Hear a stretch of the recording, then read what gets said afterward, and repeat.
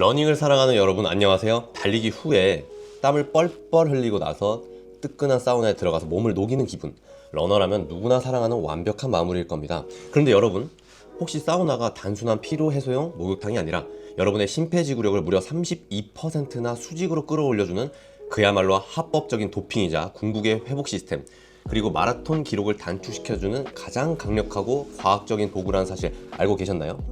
오늘은 평범한 러너의 몸을 엘리트 선수의 몸으로 개조해주는 마법, 러닝 후 사우나 요법의 숨겨진 생리학적 비밀과 독이 되지 않게 100% 효과만 뽑아먹는 완벽한 가이드라인을 낱낱이 파헤쳐 보도록 하겠습니다. 오늘 영상 끝까지 보시면 여러분의 다음 레이스 결과가 확실하게 달라질 겁니다. 채널 고정해주세요. 2007년에 스포츠 과학계 전체를 발칵 뒤집어 놓은 엄청난 연구가 하나 발표됩니다. 뉴질랜드 오타고 대학의 가이스쿤 박사팀이 장거리 러너들을 데리고 재밌는 실험을 했는데요. 선수들이 평소처럼 땀 흘려서 달리기를 마친 직후에 섭씨 90도짜리 아주 뜨겁고 습한 사우나에 들어가서 딱 30분 앉아있게 했습니다. 이 행동을 일주일에 4번씩 딱 3주 동안 반복하게 했죠. 3주 뒤에는 선수들이 러닝머신 위에 올리고 도대체 언제 지쳐서 쓰러지는지 테스트를 다시 한번 해봤습니다. 그런데 결과는 충격적이었습니다. 사우나를 전혀 하지 않은 그냥 쉬었을 때보다 선수가 지치지 않고 달릴 수 있는 시간이 무려 32%나 늘어난 겁니다. 우리는 이거를 흔히 뛰는 5km 달리기 기록으로 계산해보면 기록이 1.9%나 빨라진 셈입니다.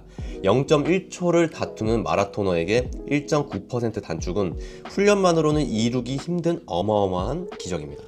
도대체 뜨거운 방에 앉아있으면 왜 이런 일이 일어나는지 살펴보았더니 비밀은 바로 우리 몸속에 흐르는 혈액의 양에 있었습니다.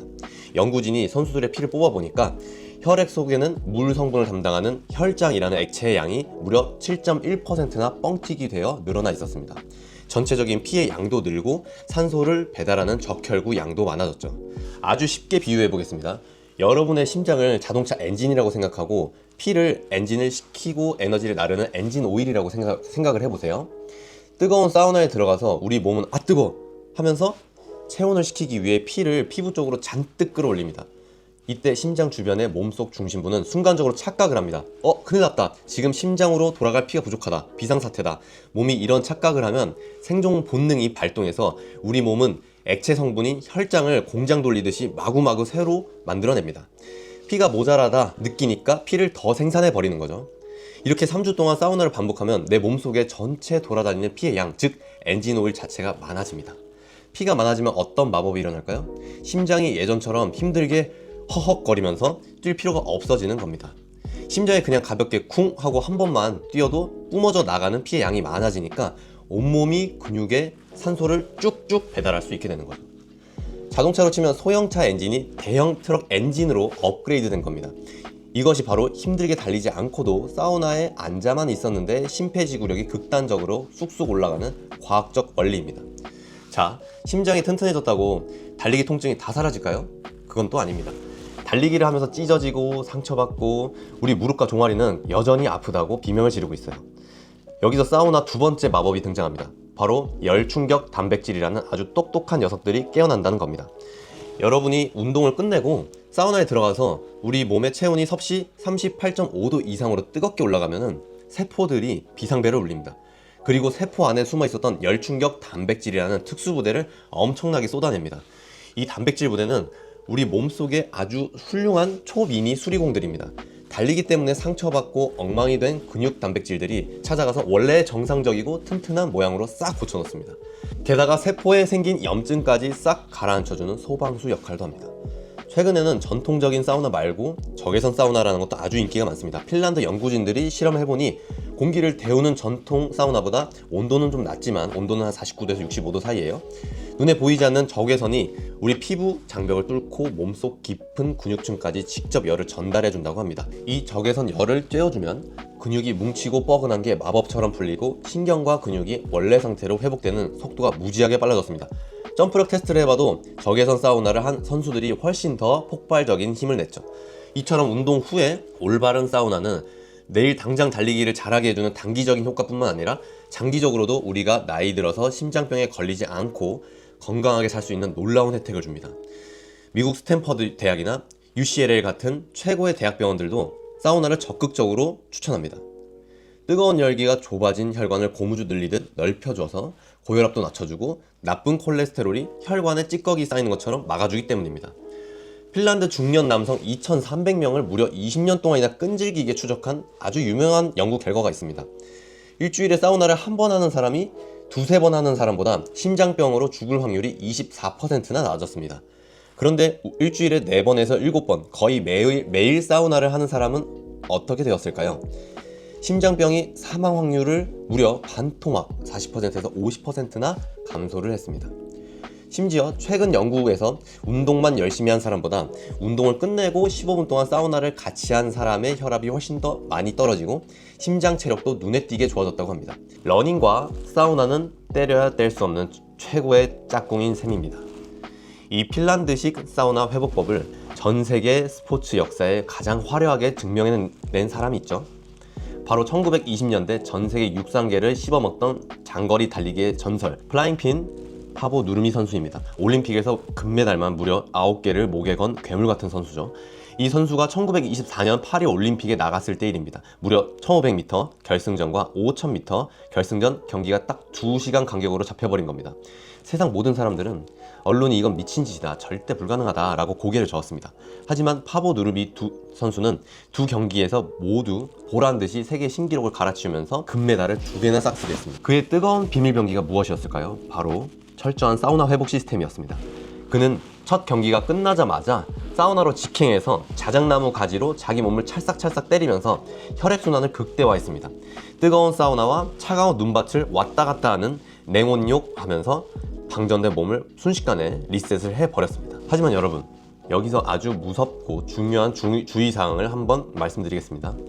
아무리 몸에 좋은 약도 잘못 먹으면 독이 되듯이 사우나도 방법을 틀리면 사람의 목숨을 빼앗는 끔찍한 흉기가 될 수 있습니다.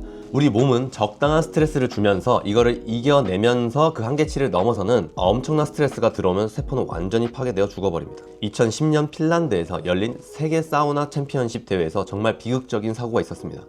섭씨 110도가 넘는 지옥불 같은 사우나 안에서 누가 제일 오래 버티나 시합을 하다가 결승전에 올라간 러시아 선수와 핀란드 선수라고 해야 되는지 모르겠지만 모두 단 6분 만에 전신에 심각한 화상을 입고 쓰러졌습니다.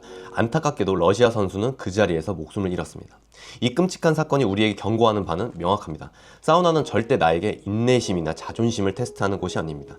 특히 3060 세대 러너들이 정말 조심해야 됩니다. 운동 직후에 이미 몸은 수분이 바짝 말라 있습니다. 이때 물도 안 마시고 사우나에 들어가서 피가 끈적해져서 심장이 무리를 하다가 뇌로 가는 핏줄이 막히거나 핑 돌면서 실신해 버릴 수가 있습니다. 평소 협심증이 있거나 심장이 약하다고 생각하는 분들, 임산부나 저혈압이 심한 분들은 사우나의 급격한 혈압 변화가 독이 될 수 있으니 무조건 의사 선생님과 먼저 상의해야 합니다. 그리고 달리다가 기분 좋다고 맥주 한잔 한 다음에 사우나에 들어간 행동, 이거는 정말 심장마비를 부르는 자살행위가 될 수 있습니다. 알코올이 소변으로 수분을 다 빼앗아가서 탈수를 앞당길 수 있기 때문입니다. 자, 그렇다면 도대체 어떻게 해야 위험하지 않고 가장 완벽한 사우나 효과만 쏙쏙 뽑아 먹을 수 있을까요?